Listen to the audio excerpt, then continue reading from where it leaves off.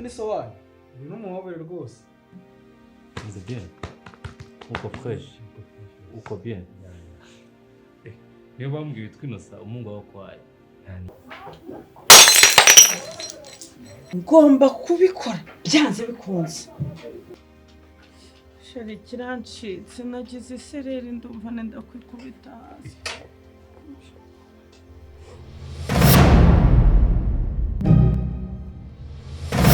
se hage buriya Simon yitwa nde Kabera ubwo umwana azitwa Kabera cyangwa Mukakabera Shenisa Anita